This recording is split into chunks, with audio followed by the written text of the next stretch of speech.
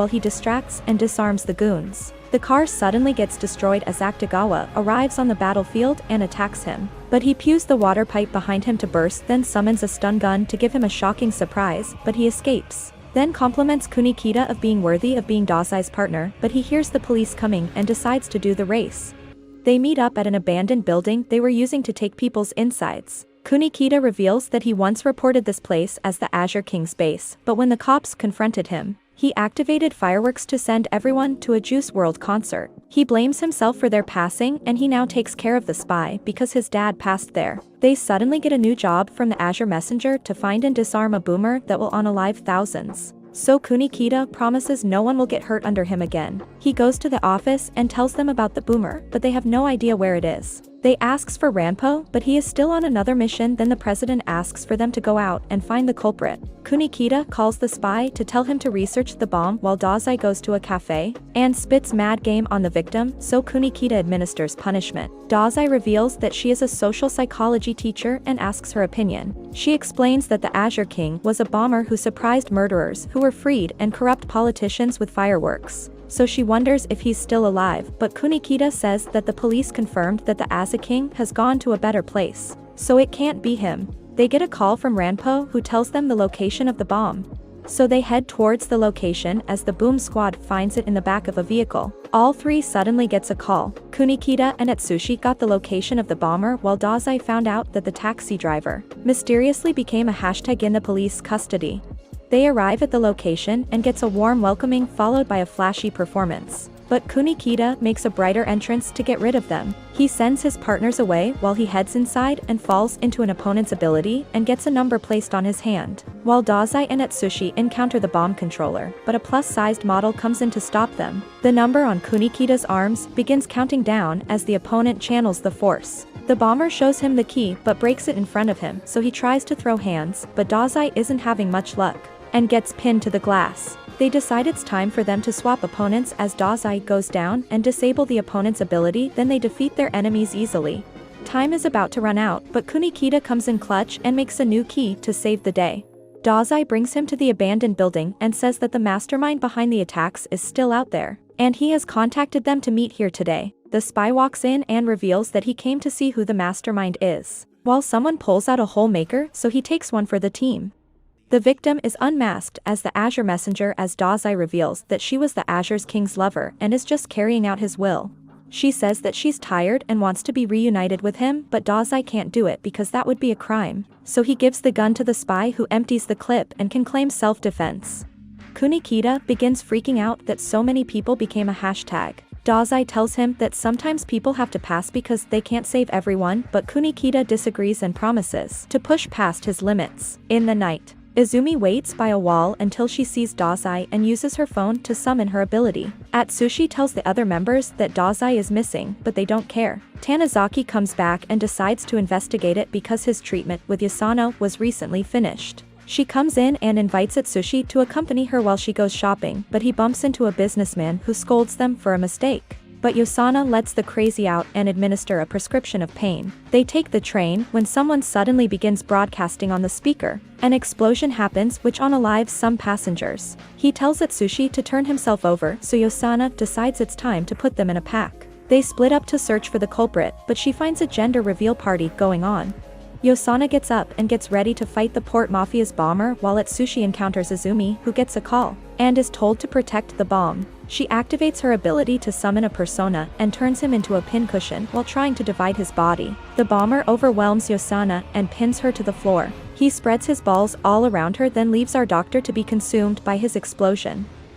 He comes back in and finds her chilling out the window and goes over to get a two-piece combo. She reveals that her power can heal anyone from a fatal wound, but it must be severe to activate. She takes out her toolkit and decides to perform reverse surgery on the poor bastard. Atsushi begins blaming himself for everyone being in danger while remembering all his trauma, but notices that there are many people around him to protect and decides that he will save everyone. So Atsushi rushes forward and prepares to meet Jesus, but his arm transformed to block the attack.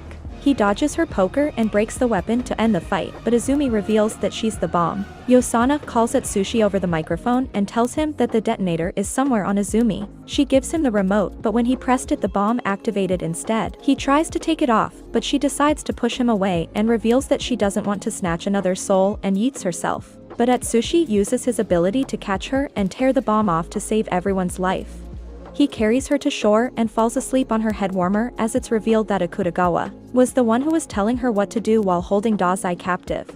Atsushi sits outside while Yosana is treating Izumi. Kunikita tells him that she's an assassin who wiped out many people as the doctor arrives to announce that Izumi has awakened. They question her about the Mafia, but she refuses to answer until she gets food. They go to a restaurant where she stuffs her face from Atsushi's wallet. Izumi explains that after her parents became past tense, the Port Mafia invited her into their gang and forced her to put in work by controlling her persona through the phone.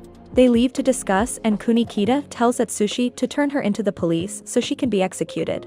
He refuses, but he tells Atsushi that if she's too much for him to handle, they will both face hardships. He decided to show Izumi around Japan and carries her to go sightseeing at every major location, until Izumi carries him to the police station to turn herself in and accept her punishment. But Atsushi suddenly gets penetrated by Akutagawa and is thrown into a truck for transport, while Izumi is welcomed back into the Mafia.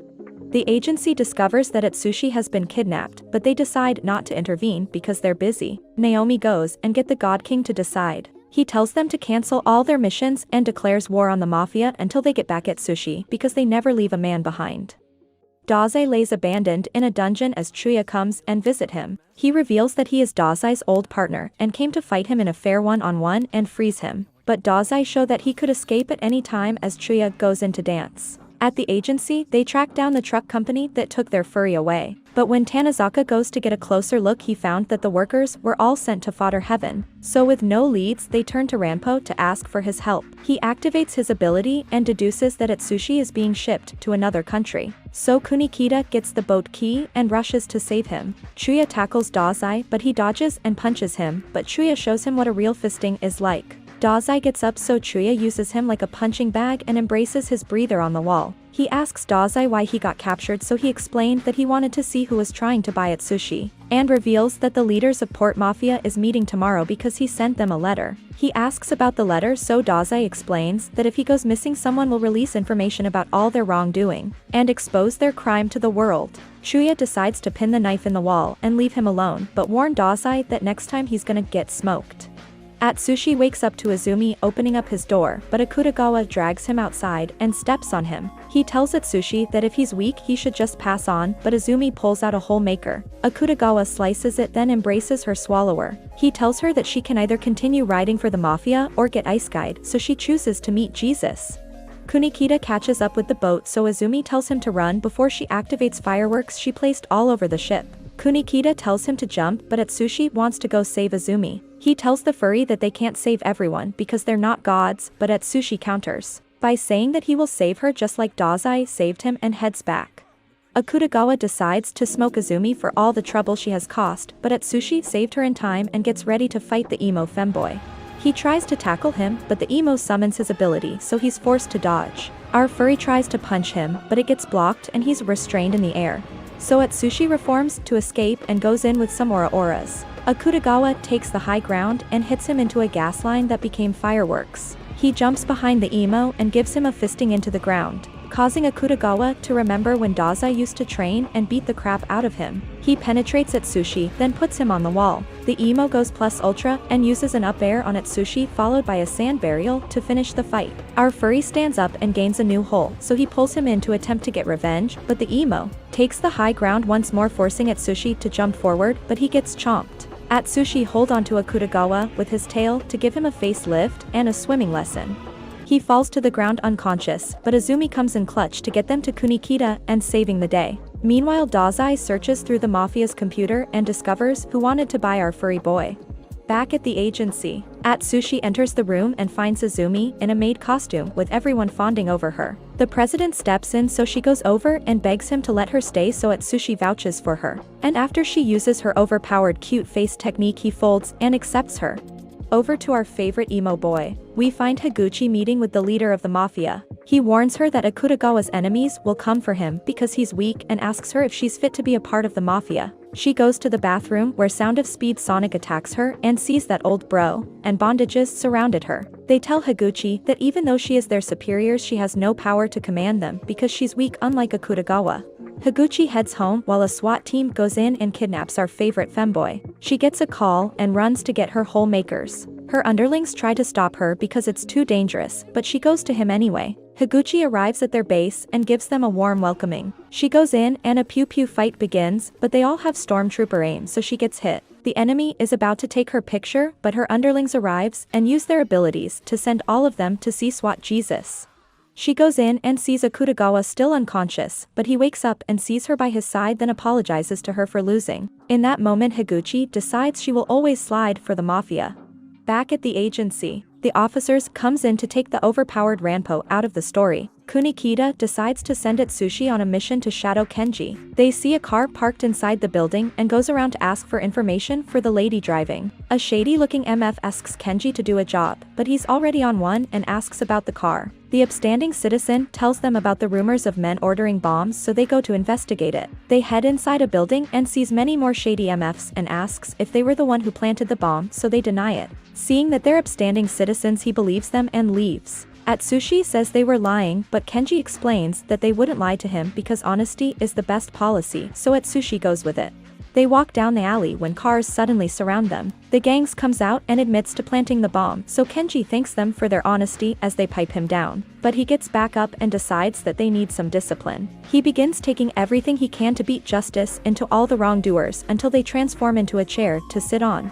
The next day, Atsushi wakes up to a meal cooked by Izumi to his surprise. He asks Dazai why they're roommates, so he tells Atsushi that he should be her bodyguard. He goes on to explain that an American organization are the people who tried to buy him. As a helicopter lands in the middle of the street carrying members of the guild, Francis meets with our president. He asks why he hired the Port Mafia to attack them, so Francis apologizes by opening his suitcase to reveal a whole bakery inside. He explains that he wants to buy their gifted permit so he can make his guild into a legitimate company. But our top G refuses because the permit is priceless to him. Francis threatens to make them all disappear and leaves. So the president tells Kenji to show them the way out. On the elevator, Lucy compliments his hat, but after making him disappear, she throws it away. On the news, a building belonging to the Port Mafia disappears, so Kunikita orders everyone to travel in pairs and sends Atsushi with Tanakita to find Kenji. They walk through the city, but he wants his sister to return to the agency. But she reminds him that last night he said he would do anything for her while they were wrestling. They turn around to see that she's missing and run around to look for her. Tanakita sees Lucy in the distance and goes towards her but gets trapped in her ability.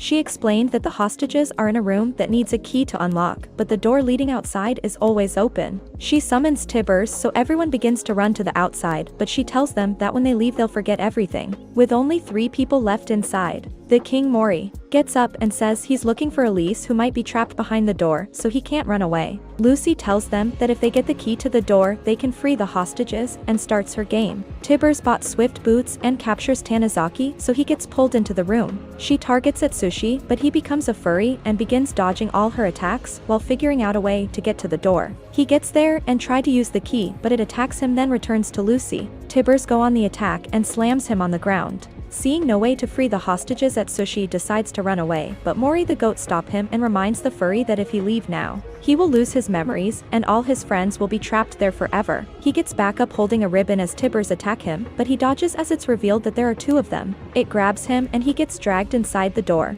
Lucy dares to try and attack the demon lord, but she gets overwhelmed with his bloodlust, rendering both her and Tibbers paralyzed. He tells her to look at the door as Atsushi shows her that Tanizaka activated his ability when the doors open, and he wrapped the ribbon around her. He pulls Lucy towards him and threatens to lock them inside the door forever. He falls into the abyss as she disables her ability and returns them to the streets. He sees Lucy sitting and goes over to her, but she runs away from him as the greatest goat is reunited with Elise. While Izumi arrives on the scene, Mori comes over to give Atsushi some advice and tells him farewell. Izumi suddenly begins having a panic attack as Mori walks away with Elise, and arrives at a loot box surrounded by the executives of the Port Mafia. They all bow to their leader as he decides that he's going to destroy the agency and the guild. Like the video. If you liked the video, subscribe for more, and thanks for watching. Stay swifty.